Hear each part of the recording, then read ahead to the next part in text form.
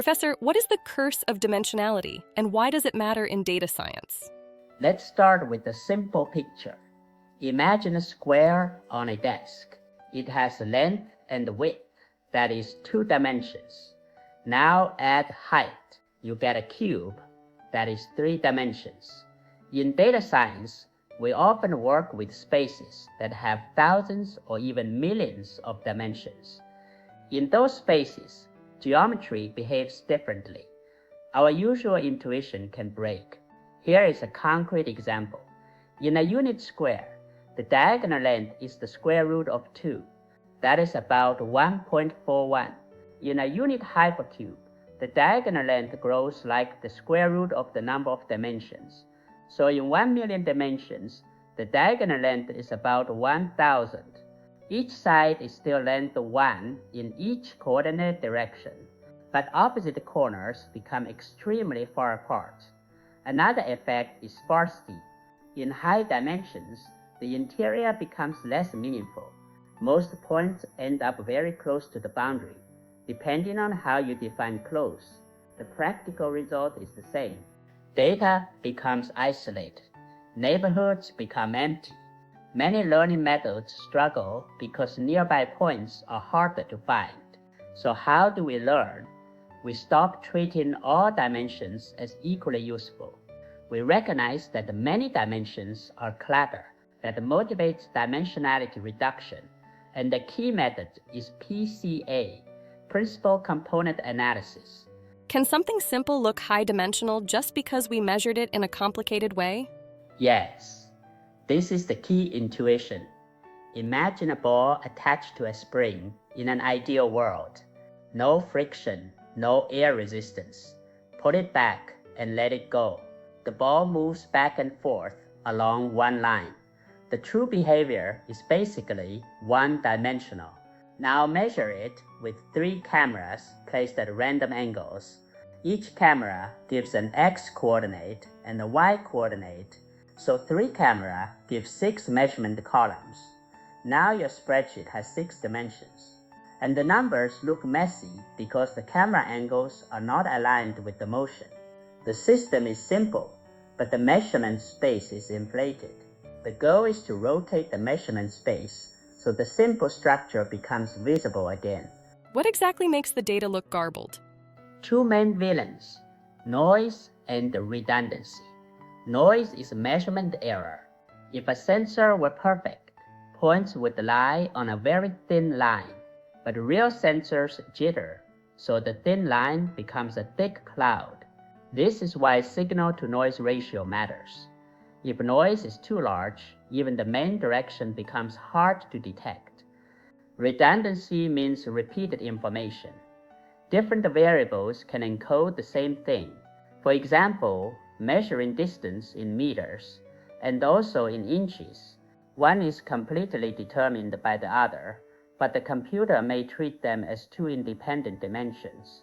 That makes the problem look more complex than it is. PCA helps by finding structure and compressing redundancy. So what is PCA actually doing? PCA is a change of basis. A good intuition is to think of a basis like a camera angle. Right now, our camera angles are unhelpful, so the data looks messy. PCA does not change the underlying phenomenon. It changes the coordinate system we use to describe the data. In linear algebra terms, it applies a linear transformation. You can think of it as rotating the axes so the structure lines up. This is where the covariance matrix is useful. After centering the data, meaning we subtract the mean, the covariance matrix summarizes how variables move together. If the 2 variables move together strongly, that indicates redundancy. PCA finds directions that capture the strongest shared patterns. Part 5. PCA rules, maximum variance and orthogonality.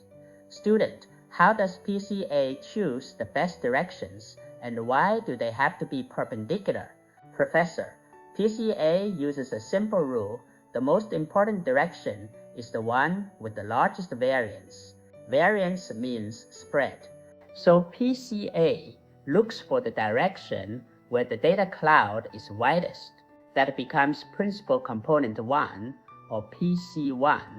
Then it defines the next direction with a large variance, but it must be orthogonal to the first direction. Orthogonal means perpendicular. This prevents the second component from repeating the same information.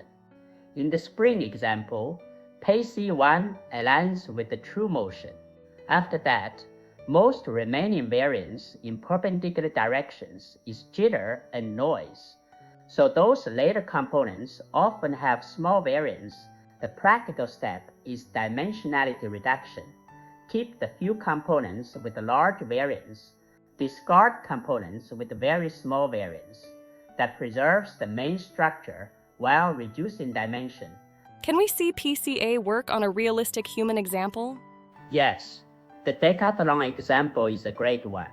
We cannot directly measure athleticism, but we can measure performance across 10 events: sprints, jumps, throws, and distance running. Each event is a noisy proxy for underlying traits, and the many events overlap. If someone is fast in the 100 meters, they often perform well in related explosive events too. So the 10 variables are correlated and partly redundant. PCA rotates this 10-dimensional space. Often, a small number of components explain most of the variation. The math calls them PC1 and PC2. We interpret them by looking at the loadings, meaning which events contribute strongly. In many datasets, PC1 lines up with the sprint and jump performance, so we interpret it as explosiveness. PC2 may capture a different trade-off, such as endurance or strength, depending on which events load strongly. After projection, we can plot athletes on a two-dimensional plane. Structure becomes visible, patterns become easier to see. This sounds powerful. Where does PCA fail? There are three major limitations. First, linearity. PCA is a rotational coordinates.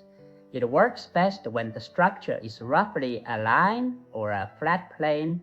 If the data lies on a curved shape, like a spiral or a loop, PCA can flatten it and distort the true geometry. Second, the variance trap.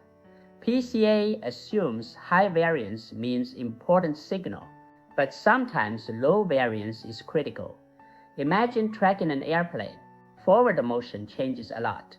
Altitude changes only a little. PCA might downplay altitude because it has small variance, even though altitude can be the most safety-critical variable. PCA cannot know importance. It only sees the variance. Third, orthogonality. PCA forces components to be perpendicular, but real factors can be entangled and not truly independent. So PCA can simplify, but sometimes it oversimplifies. What is the main takeaway? In high dimensions, distance and density behave differently. Data becomes sparse. Neighborhoods become empty. This is the curse of dimensionality. The spring example shows a simple reality can look complex because of measurement. The decathlon example shows many correlated measurements can hide a smaller set of drivers. A key idea is that apparent complexity is often redundancy plus noise. PCA helps by rotating the viewpoint to find major directions of variation. Then it keeps the important components and discards small ones. It asks, what is the minimum set of dimensions needed to describe the structure? As an analogy, we also face information overload in real life. Sometimes you do not need more information. You need a better perspective and a better filter, and you need to know what to ignore.